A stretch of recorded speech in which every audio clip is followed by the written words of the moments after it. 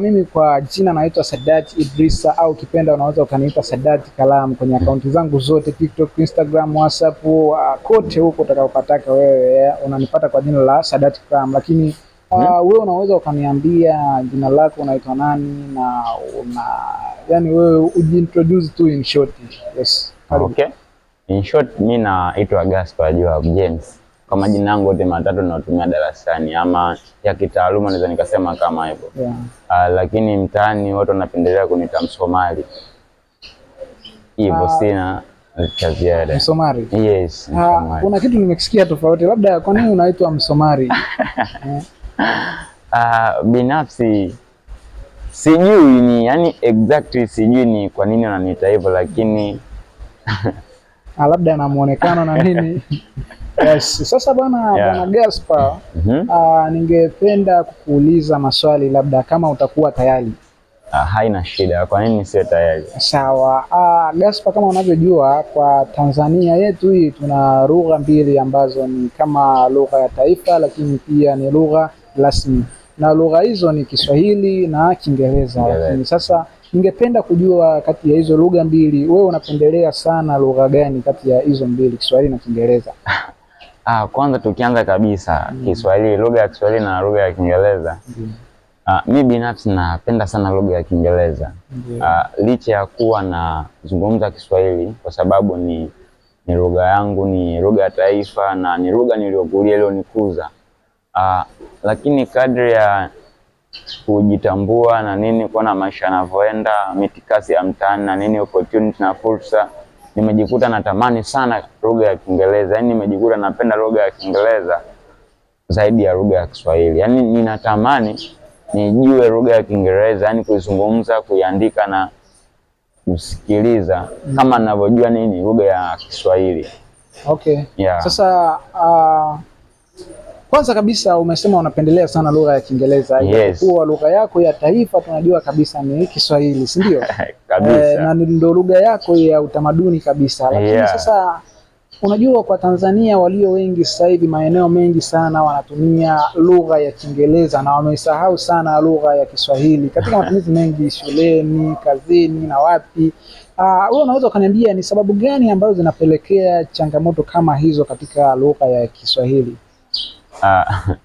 Kwanza kabisa nipende tu kuzungumza kwanza katika mfumo wa maisha wa siku hizi, fursa nyingi za kazi, hasa hizi kazi zinazohusiana na taaluma, mara nyingi lugha ya Kiingereza imekuwa ni kigezo mojawapo cha mwajiriwa.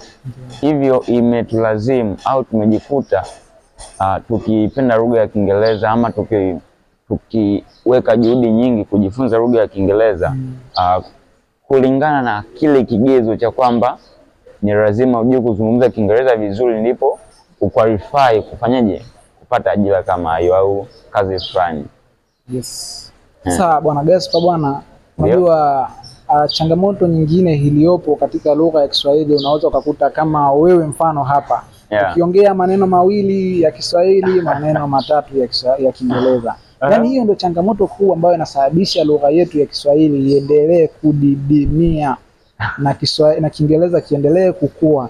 Hiyo ndio sababu kubwa. Sasa kama wewe mtaalamu wa lugha ya Kiswahili au kwa Kiswahili kabisa tunasema mahiri wa lugha ya Kiswahili, unaweza ukatusaidia ni sababu gani ambazo zinamsababisha mtu akiongea maneno mawili anachanganya lugha ya Kiingereza au lugha zingine? Kwa nini inajitokeza hiyo?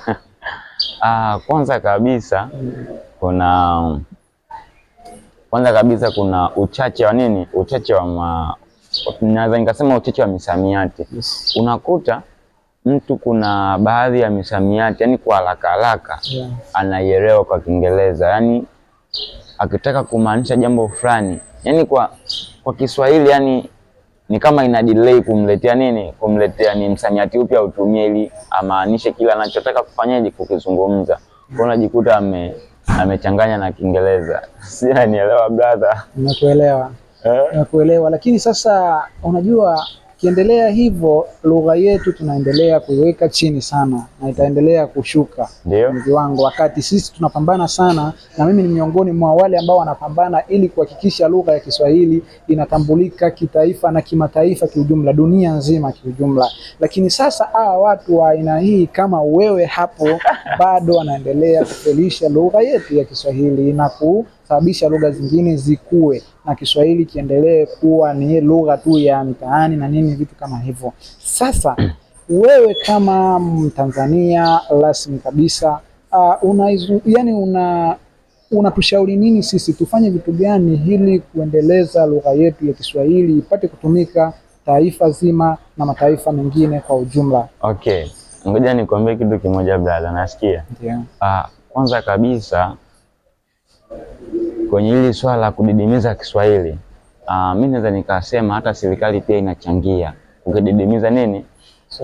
Kuididimiza lugha ya Kiswahili. Kwa sababu gani nasema hivyo? Tukizungumzia katika mfumo wa elimu, si ndio?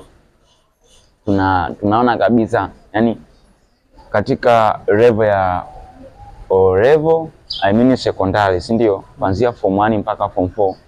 Na sio kuishia hapo tu, mpaka advance, si ndio? Lugha inayotumika mashuleni ni lugha ya Kiingereza. Umeona? Na unakuta hapo kuna baadhi ya wanafunzi wanasoma hizi shule za private, si ndio?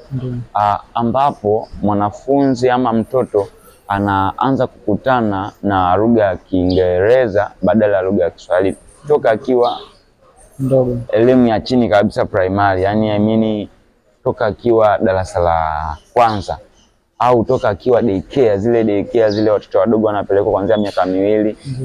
Kule ni wanatumia Kiingereza tu. Hivi unadhani ni lugha gani kati ya Kiswahili na Kiingereza ambacho kitakuwa juu ama kitapewa kipaumbele kwa mfumo kama huu? Mimi nadhani ni Kiingereza kutokana na maelezo yako. Safi kabisa. Kwa hiyo ni sababu moja ambayo nimezungumzia kwamba hata serikali pia inachangia kukididimiza nini? Kukididimiza Kiswahili. Kuanzia primary mtoto anatumia lugha ya Kiingereza katika masomo yote, na pia mazungumzo pale shuleni, akiwa shuleni ni kwa Kiingereza. Tena unakuta hata bango limeandika speak English. Yes. Umeona? Alafu unakuta kuna sheria kabisa zimewekwa kwamba no English no services. Nielewa? Yeah. Na mwanafunzi endapo ataongea lugha ya Kiswahili unakuta anapata adhabu. Yeah. Nielewa? Kwa hivyo mwanafunzi hawezi kujua sana lugha yake ya Kiswahili na atajikuta lugha ya Kiingereza ndio imemkaa wapi kichwa. Na hivyo ndivyo unakuta mtu katika mazungumzo yake anazungumza maneno 2 ya Kiswahili, 3 ya Kiingereza. Umeona? Katika maneno 10, maneno 8 ya Kiingereza, maneno 3 ya Kiswahili, ama unakuta anachanganya. Sijui nielewa. Nakuelewa sana. Kwa hivyo nadhani ndo sababu. Sasa ndo nataka kiufupi utuelezee ni njia gani ambazo tunaweza kuzitumia ili kuboresha lugha ya Kiswahili. Okay. Kwanza kabisa inabidi serikali ibadilishe mfumo wa elimu. Yaani lugha wafanye lugha ambayo itumike katika elimu, yani kufundishia, si ndio? Katika masomo yote, na lugha ambayo itatumika kama lugha ya mazungumzo, kuwasiliana, wafanye tu kuwa ni lugha ya Kiswahili, kwa sababu unapotumia lugha katika kila mazungumzo, hiyo lugha unayoitumia ndio itakayofanyaje, itakayosambana kuenea, na unajikuta umemaster hiyo lugha. Nadhani wakifanya hivyo, kuondoa lugha ya Kiingereza kuwa lugha ya kufundisha na kuifanya lugha ya Kiswahili ndio kuwa lugha ya kufundishia mashuleni kule, nadhani hiyo itakuwa ni sababu mojawapo ambayo itasaidia Kiswahili kuinuka na kuenea kwa kila mtu. Okay, asante sana. Naweza nikukupa nafasi 3 tu za kutuma ujumbe kwa au salamu kwa marafiki zako 3 tu. Okay, kwanza kabisa nipende umesema rafiki au ndugu? Wote tu. Okay, watu wako wa karibu. Yes. Kwanza nipende kutuma salamu kwa wazazi wangu, babangu na mamangu. Nawapenda sana, ni watu ambao wananihamasisha, wanani-influence, wanani-inspire katika maisha yangu.